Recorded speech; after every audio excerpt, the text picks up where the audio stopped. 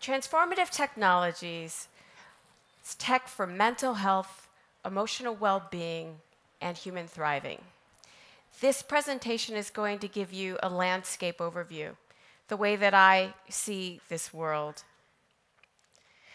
I put this up again because it really helps anchor and show the spectrum of the human mind and how it ties to very important categories. I want you to read the second line, future basic skills, future of work, future of life. On this psychological human spectrum, on one end, we are supporting those in need. The middle is the human condition. This is what it means to be human and what it means to develop the skills in order to navigate all of the changes that are coming, as well as to be prepared for them. So we're going to talk a little bit about the future of work and what it means in terms of social emotional skills, which I believe sit on top of self-awareness and the ability to emotionally self-regulate. And then the last category, which is really about what's possible. You know, one of the things that I found shocking is that there's over 40,000 funded studies on depression, and there's less than 400 on joy, right? You know, so what really is possible for human beings? And what's really unique and special about this community is that it contains the full spectrum.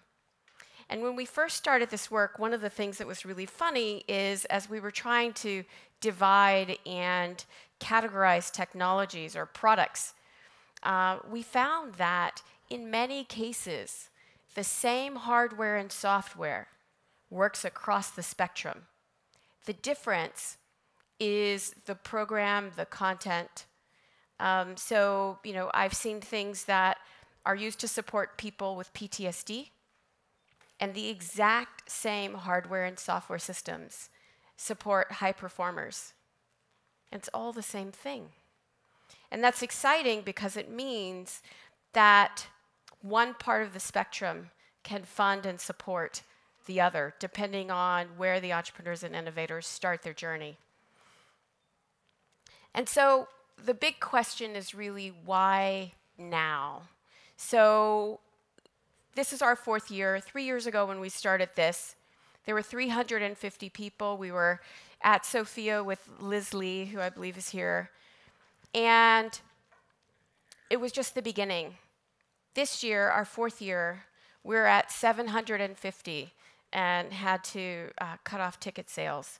And there are thousands more watching around the world because something's changed, something's happened. And it's this confluence of need, demand, and means. And this is very important and it's very exciting because when these three things come together, you can make a market. And so before this happens, you don't have that momentum. But when these three things come together, you can make a market. So I'm going to talk about need, demand, and means so you understand why this is the perfect time for you to be building what you're building, investing the way that you're investing, and participating in this community the way that you have brought yourselves here to do so. So the World Health Organization estimates that by 2030, depression will be the leading disease burden, and it's already the world's leading disability. And all around the world, we see an acceleration in stress anxiety. People are clearly having a hard time. Loneliness, widespread, and even people who are surrounded by people are also, when asked in many surveys, are they lonely? They say yes. Another element of need. We've all heard about the future of work and the rise of the software line and automation. And what does that mean? The statistics for how many jobs will be eliminated are all over the place. So much so that it's clear that nobody knows. And I've seen everything from 800 million jobs to 46% of all tasks. So the tasks or the elements of contribution that are left are actually the ones that are related to social emotional skills, emotional intelligence, happiness, connection, trust building, problem solving, all of the things that have sort of been covered up in some ways by the rote work that had to be done. And so what's really exciting but also scary about this is that the social emotional skills that are going to be the future of work, creativity, collaboration, communication, problem solving, innovation, are things that we expect people to pick up from the culture. If you're lucky, if you had the right parents, if you had the right mentor. And so this is there's a big gap here. And so if you think about the number of people who are employed, how do they cross the chasm from the way that work is defined today to what will be required in order to be employable in this future, that the only difference between a pessimist and an optimist is how quickly they think it's coming. So the future of work is the future of the human mind. But we have something else on our side, which is demand. So most of these stats are about Western millennials, but the global millennials have more in common than any other generation at any other time. They want to be happy, and they want meaning. So some signals of this is that in the US, they spend a fourth of their disposable income on well-being already. They believe that business should make a contribution to the challenges in the world. And they want organizations to prepare them for the changes that are coming. This is from one of our fantastic sponsors, Deloitte. This is some of their research, and they've got a lot of great research. And so we talked earlier today about the technology that is driving this. This is means. So you have the exponentials. You have technology being that force that can take what is scarce and make it abundant. And so all of our technologies are on exponential curves. But human development is not yet there. But we need it to be in order to catch the things that I've mentioned to you, which is why I'm so grateful for you having participated in the workshop today and sending me your thoughts. And so there's also a large number of other disruptions that are coming all over the place. Life is changing very quickly. And so this is what this looks like.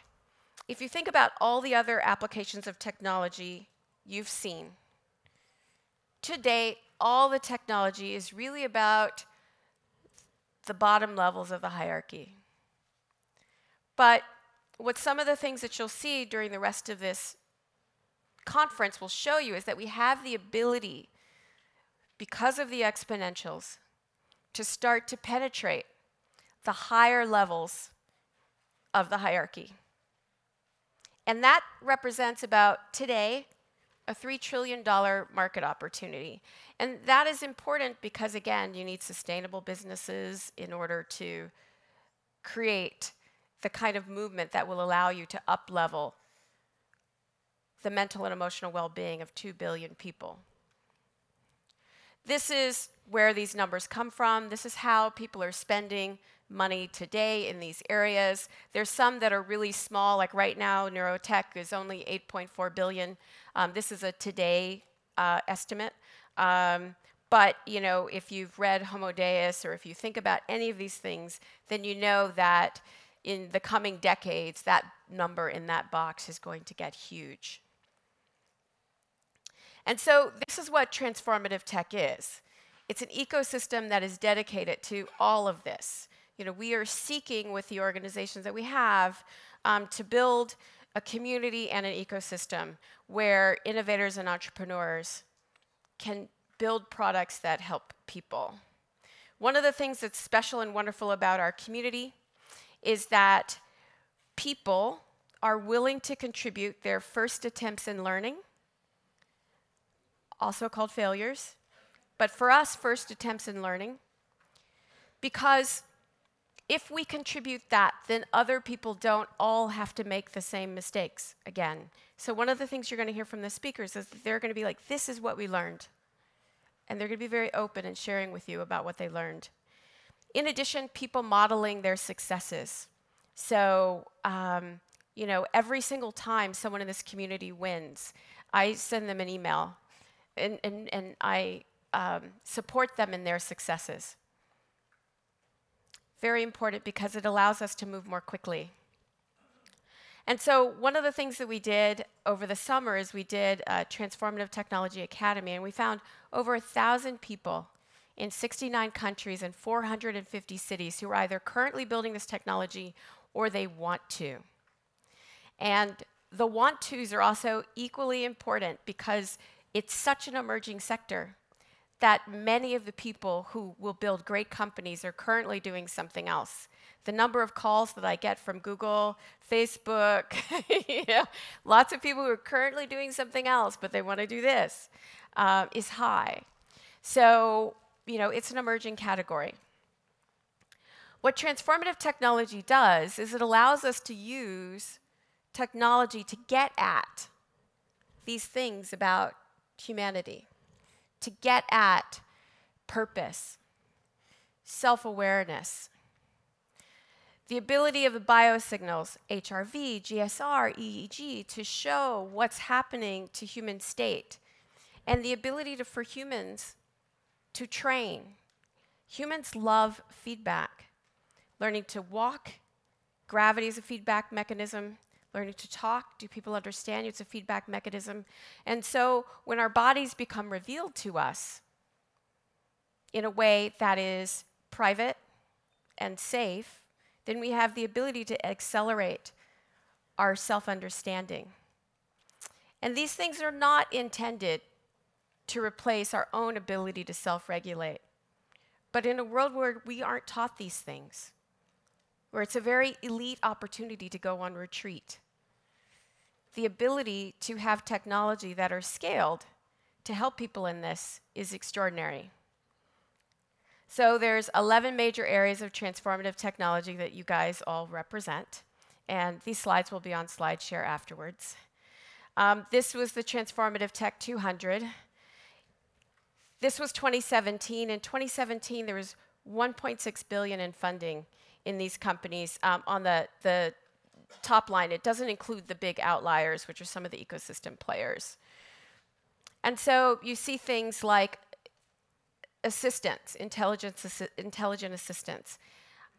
Why can't AIs challenge our meaning making? Your personal buddy, you know, not one to be shared. When meaning making is one of the most important skills for success in life. Emotion recognition, pattern recognition, mood management, HRV training, behavior change, wearables, consumer EEG, all-in-one devices, sleep, meditation, haptics, you know, technology after technology, company after company, where you can use technology to start to get at the higher levels of the hierarchy. AR, VR. And so some of the things that I see happening in 2019, you can read the other ones, but I want to talk a moment about number 5. Essential to this is that we have to take the privacy and ethical and data ownership issues head on. People have to be able to feel safe using these products. And so on day 2, we are going to have hours of this because we have a panel and then we have a workshop. And so this is a community where we take these things seriously. Not so much to, in the sense like, it's important not to limit innovation, but it's absolutely important for entrepreneurs and innovators to be able to think about this as they build their products and as they go to market. because a lot of these decisions are micro decisions that happen along the way. And so who we are while we're making the things that we build is as important as what we build. So the next human agenda: happiness, augmentation, and longevity. I put this up here because happiness is clearly transformative tech. If you know Yuval Harari, he's a meditator, so this happiness is kind of a big word. It includes a lot of things like meaning, belonging within it. But he says this so people can connect to it. This is coming. And so when you think about things about, what makes people happy? One, purpose, autonomy, and mastery is one theory of happiness. Another one is, and this is by Omar Haik, who's an economist who I follow in the UK. But I love this, and this is, you can see where the title of the conference came from.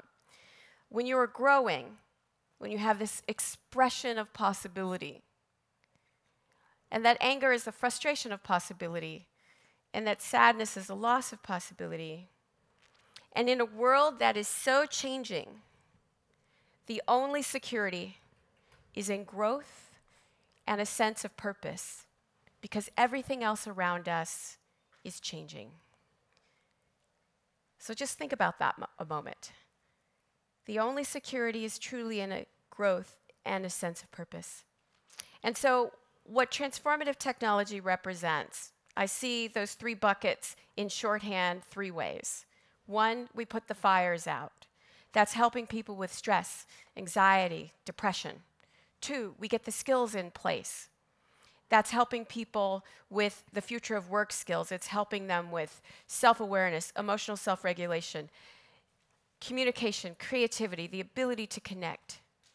And then 3, because I have a background in gaming, we unlock the bonus levels to really discover what is possible for humanity and to push into that as we explore where we're going and what does that mean. I do believe that we can solve the social problem. I do. And the wonderful thing is that it's not a mystery, in the sense that we know that the human mind is trainable. We know that compassion is trainable. We know that all of these skills that are going to be essential for the future, they are all trainable. And now we have the means, we have the demand, and we have the need combined to make it so. And so I got this from Mikey Siegel, actually. There is no more nobler use of technology than to bring peace to the minds of humankind. And so that is why we are here. And thank you for your time.